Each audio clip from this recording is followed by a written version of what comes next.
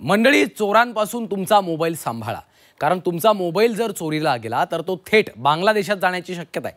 कारण mobile चोरीचं Bangladesh connection आता उघडकीस आलेलं आहे. हे कनेक्शन नेमकं काय आहे आणि तुमचा चोरी गेलेला मोबाईल बांगलादेशात कसा पोहोचतोय पाहूयात. तुमचा चोरीला गेलेला मोबाईल बांगलादेशात. महाराष्ट्रात चोरलेला मोबाईल बांगलादेशात जातो कसा?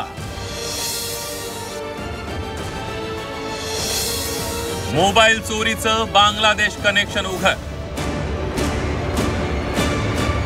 गर्दीच्या ठिकाणी मोबाईल वापरत असाल तर सावधान, कारण तुमचा मोबाईल थेट बांगलादेशात जाण्याची शक्यता आहे. आपल्याकडे असणाऱ्या मोबाईलवर चोरांची करडी नजर असते. मोबाईलवरून थोडंही लक्ष हटलं तरी चोरटे अगदी सहजपणे मोबाईल लंपास करतात. मागील काही दिवसात मोबाईल चोरीच्या घटनांमध्ये मोठी वाढ झाली आहे. त्यामुळे मोबाईल वापरताना सावधगिरी बाळगा. मुंबईच्या चुनाभट्टी पोलिसांनी अशाच एका मोबाईल चोरणाऱ्या टोळीचा पर्दाफाश केला. पश्चिम बंगालमधील दोघांसह एकूण 8 जणांना पोलिसांनी अटक केली. पोलिसांनी या चोरांकडून एकूण 30 लाख रुपयांचे मोबाईल जप्त केले. मोबाईल चोरीला जाऊ नये किंवा हरवल्यास लगेच त्याचा शोध घेतला गेला पाहिजे, यासाठी काही गोष्टी करणं गरजेचं आहे. सर्वप्रथम तुम्हाला काय करायचंय, मोबाईलमध्ये गुगल ट्रॅकर म्हणजेच गुगल फाइंड माय डिव्हाइसचं ॲप्लिकेशन इन्स्टॉल करायचंय, जेणेकरून तुमचा मोबाईल जर पटकन हरवला किंवा सापडत नसेल तर तुम्ही तो पटकन त्याचं लोकेशन जे आहे ते चेक करू शकतात आणि त्याचा अलार्म जो आहे तो वापरू शकतात.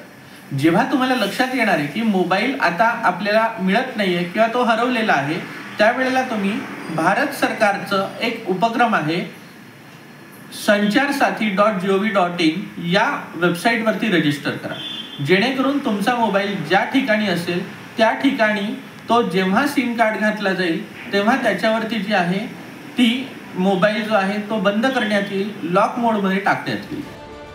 भारतात चोरीला गेलेले मोबाईल थेट बांगलादेशात सापडतात. चोर देशातून महागडे फोन चोरतात, त्यानंतर स्थानिक खरेदीदार ते फोन खरेदी करतात.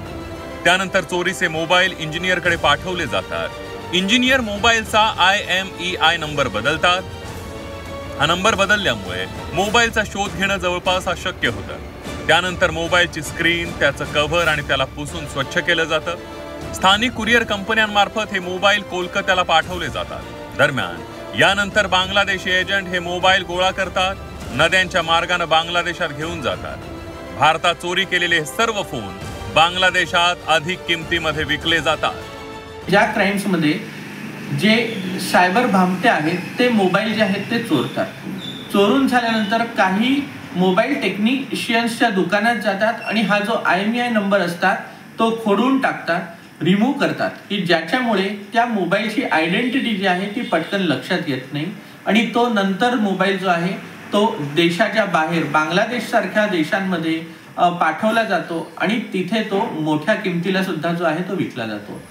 चुनाभट्टी पोलिसांनी मोठ्या शिथापीने या टोळीचा पर्दाफाश केलाय. ऑगस्ट 2025 मध्ये चोरीला गेलेल्या 2.5 लाख किमतीच्या आयफोनच्या चोरीचा तपास पोलिसांनी सुरू केला. हा फोन भांडूप येथे राहणाऱ्या सचिन गायकवाड याच्याकडून खरेदी केलेला एक व्यक्ती वापरत असल्याचं पोलिसांच्या लक्षात आलं. त्यानंतर पोलिसांनी सचिन गायकवाडकडे पोलीस पोहोचले. गायकवाड हा चोरीचे फोन खरेदी करत होता आणि देशाबाहेर मोबाईल विकणाऱ्या टोळीला विकत होता. गायकवाडच्या माध्यमातून पोलीस मुख्य आरोपी तौसिफ सिद्दीकीपर्यंत पोहोचले.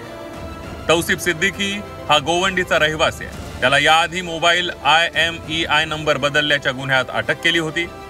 जेलमधून बाहेर आल्यानंतर तौसिफ हा पुन्हा एकदा मोबाईल रॅकेट चालवणाऱ्यांना मदत करू लागला.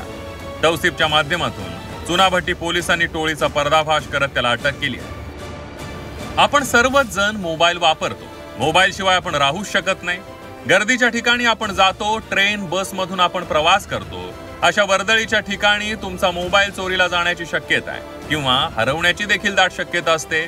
त्यामुळे तुमच्या मोबाईल्समध्ये काही महत्त्वपूर्ण सेटिंग्ज असतात, त्या आधीच सक्रिय करा आणि राहा खबरदार. ब्युरो रिपोर्ट, झी 24 तास.